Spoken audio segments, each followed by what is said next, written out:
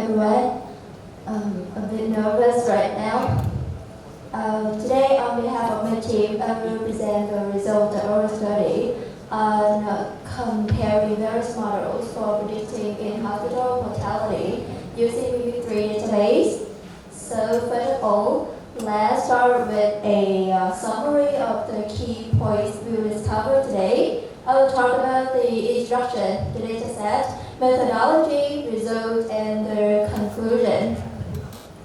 So, as we already know, predicting the mortality of patients during hospitalizations is crucial for assessing the severity of illness and determining appropriate interventions for them, and recognizing the similarity between the characteristics of the patient's data and those of the conventional time series and image.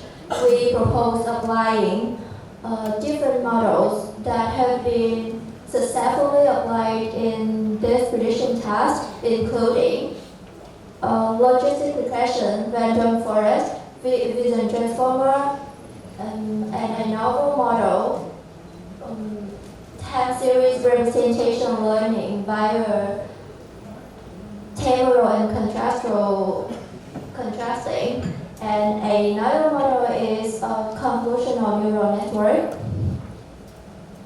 There are two main datasets we use in our study. First of all is the MobilityIoT.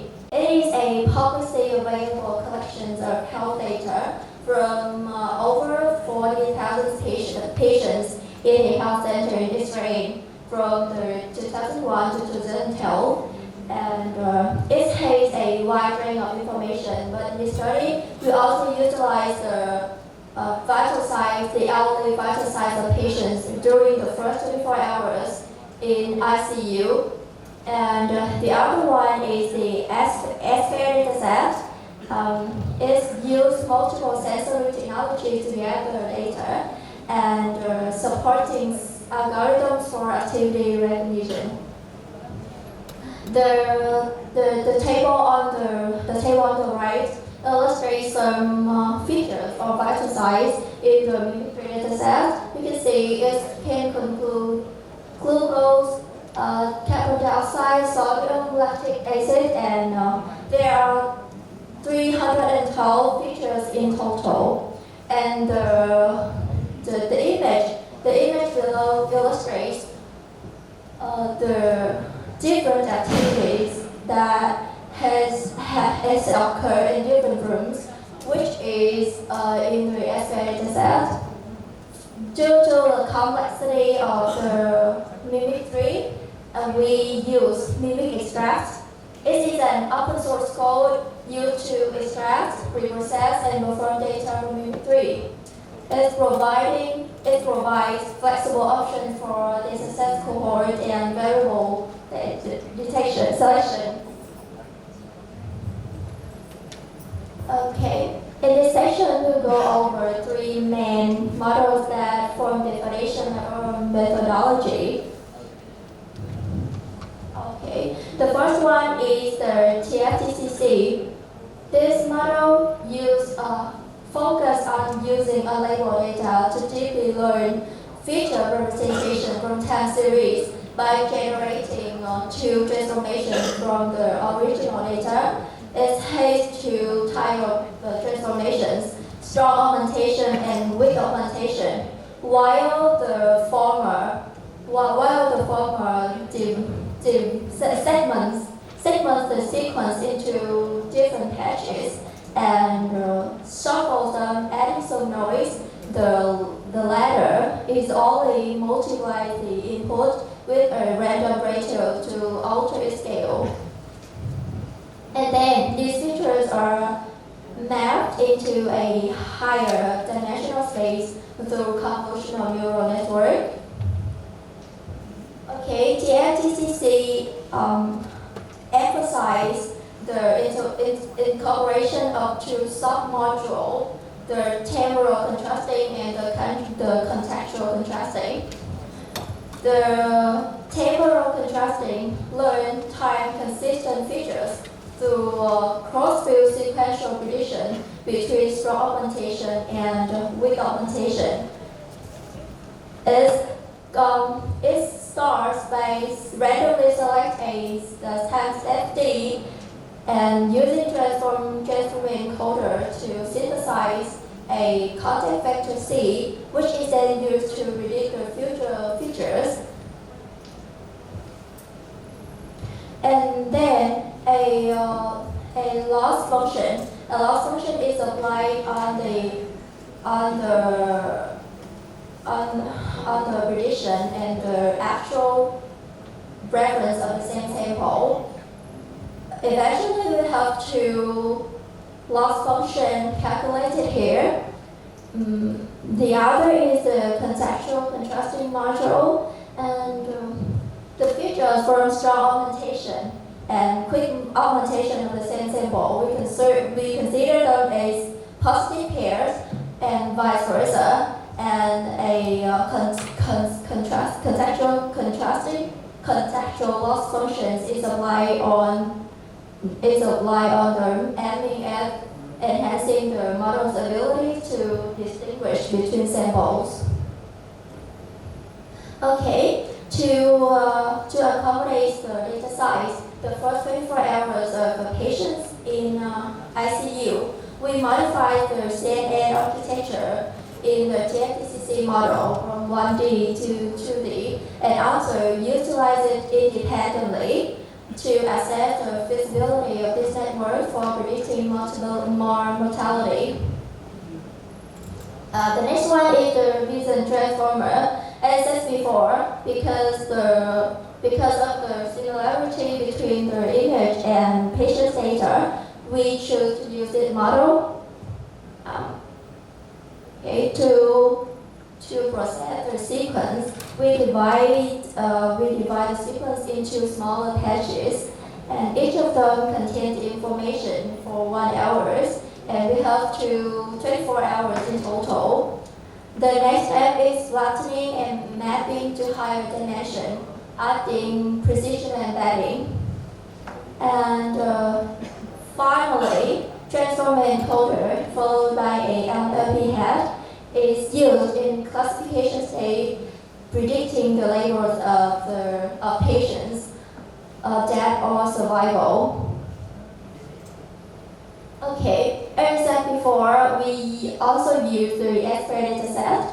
Okay, we use them to evaluate the efficiency of TSCC model, and the result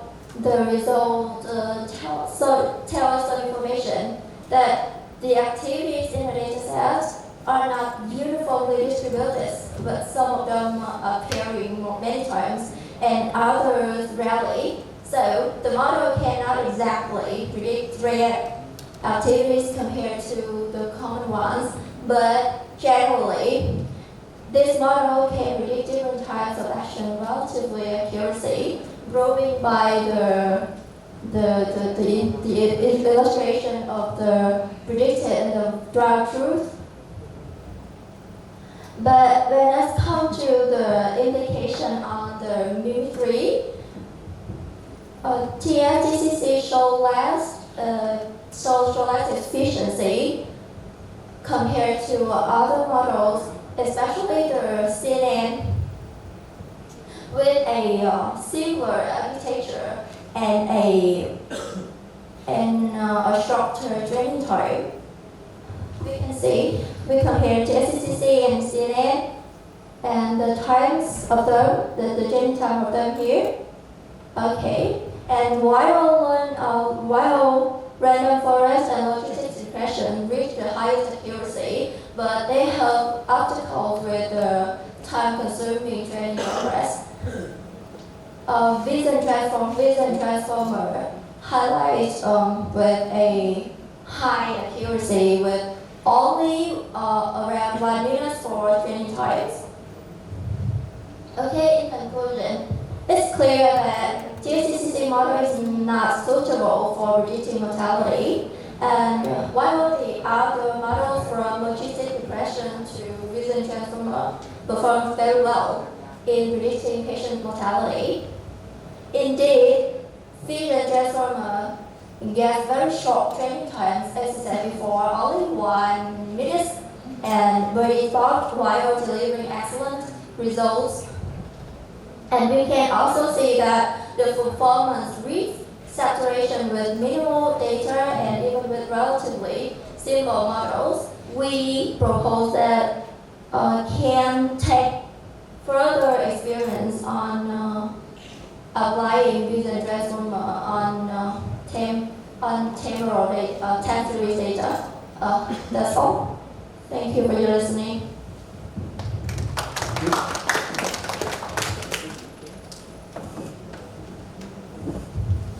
Any question?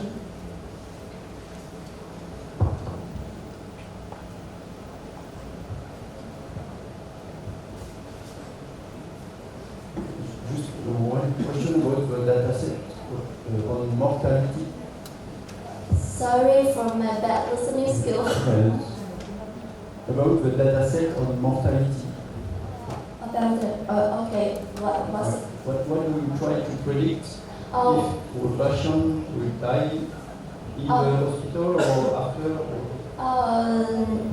We use the first 24 hours of patient in an hospital to predict the results, the further results after the how I say that the final result of the patients in hospitality, not only during the ICU, but also their recovery until they get out of the hospital.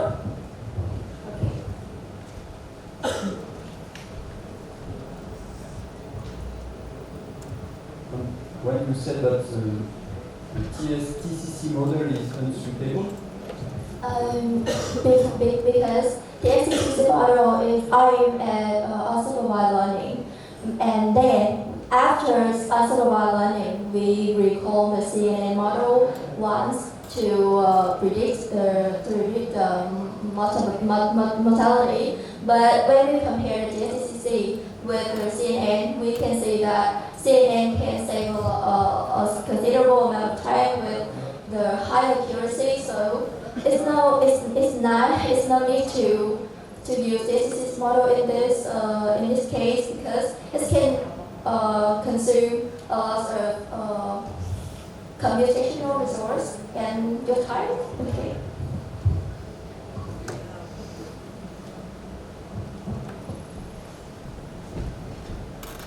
So thank you again.